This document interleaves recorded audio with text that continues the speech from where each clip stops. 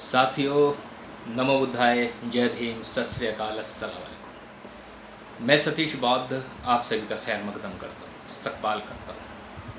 उम्मीद करता हूँ कि आप सभी लोग अपने परिवारों में सकुशल होंगे, स्वस्थ होंगे। बात उस समय की है जब बाबा साहब को बड़ी ही मेहनत जद्दोजहद के बाद कॉन्स्टिट्यूशन असेंबली का हिस्सा बना लिया गया और जो मंत्रिमंडल बनाया गया उस मंत्रिमंडल में बाबा साहब को अभी विधि मंत्री, कानून मंत्री का पद दे दिया गया। बाकी लोगों को भी जो है मंत्री पद मिले, जिन्हें मंत्री पद मिले वो बड़ी बड़ी कोठियों में शिफ्ट हो गए, लेकिन बाबा साहब अभी भी वेस्टर्न कोर्ट रोड के कमरा नंबर 11 में ही ठहरे हुए थे, वहीं रहते थे, क्योंकि उनको अभी कोई बड़ा बंगला कोठी अलॉट नहीं किया गया था, विधि मंत्री बन चुके थे। तो ये वो दौर था जिस दौर में हिंदुस्तान, या यूं कहो कि भारत और पाकिस्तान का बंटवारा हो चुका था। यहाँ के लोग इसे हिंदुस्तान कह रहे थे और वहाँ के लोग उसे पाकिस्तान कह रहे थे। बंटवारा हो गया था। जब बंटवारा हुआ तो पाकिस्तान में जो रह रहे हिंदू और सिख थे उन्हें भारत भगाया जा रहा था, और भारत में रहने वाले जो मुसलमान थे उन्हें जो है पाकिस्तान जाने के लिए कह दिया गया था। अब ये सामान्य स्थिति होती तो ठीक था, लेकिन इस स्थिति में तो मारकाट हो गई। पाकिस्तान से ट्रेन जो दिल्ली पहुंची उसमें लाशों के अंबार लगे हुए थे।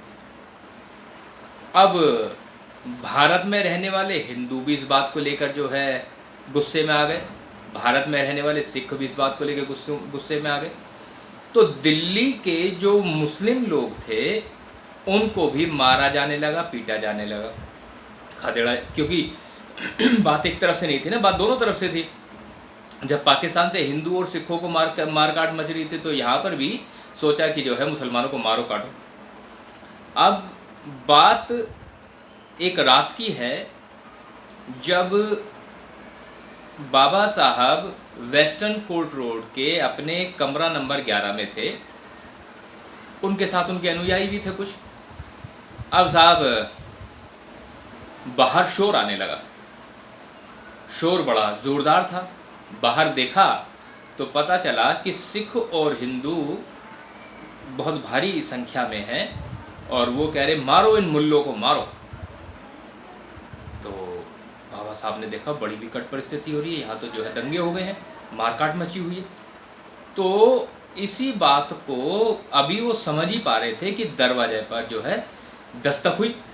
जैसे दरवाजे पर दस्तक हुई तो दरवाज़ा खोला गया।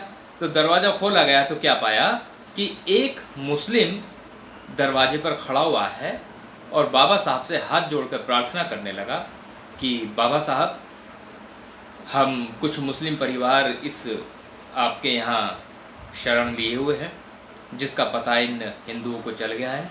अब ये हमें मारने कूटने की बात कर रहे हैं, आप किसी तरह से हमें बचाओ, पुलिस को फ़ोन करो और हमें बचाओ।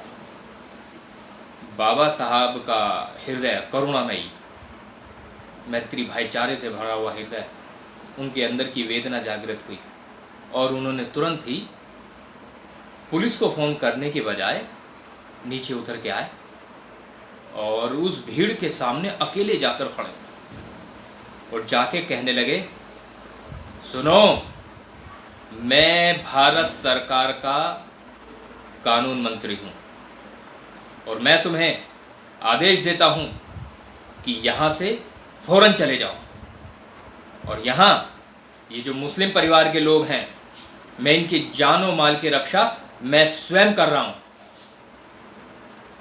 और यहाँ से आप लोग तुरंत निकल जाइए।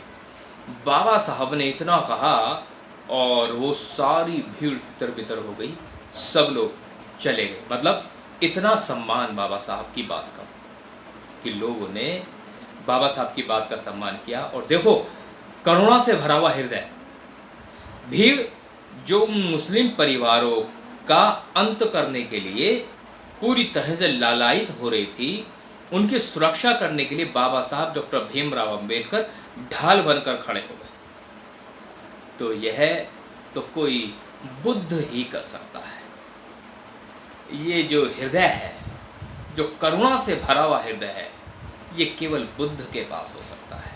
और मैं सतीश बौद्ध अपने पूरे होशो हवास में ये कहता हूँ कि अगर आधुनिक बुद्ध कोई है तो वो बाबा साहब डॉक्टर भीमराव अंबेडकर है, जो वेदना, करुणा, शील का पालन स्वयं करते थे, जो उनके व्यवहार में दिखता है।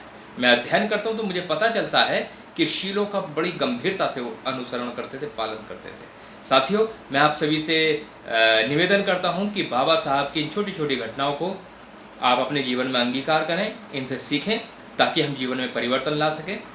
बाबा साहब ही हैं जो हमारे लिए प्रेरणा के स्रोत हैं। इन्हीं उम्मीदों के साथ कि आपको ज़रूर कुछ ना कुछ सीखने को मिला होगा, मैं सतीश आप सभी से विदा लेता हूँ। फिर किसी दिन किसी और कहानी के साथ आपके बीच में उपस्थित रहूँगा। बाबा साहब की शान में एक किस्सा ये भी, और आप सभी से मैं इजाज़त लेता हूँ। जय भीम, नमो बुद्धाय।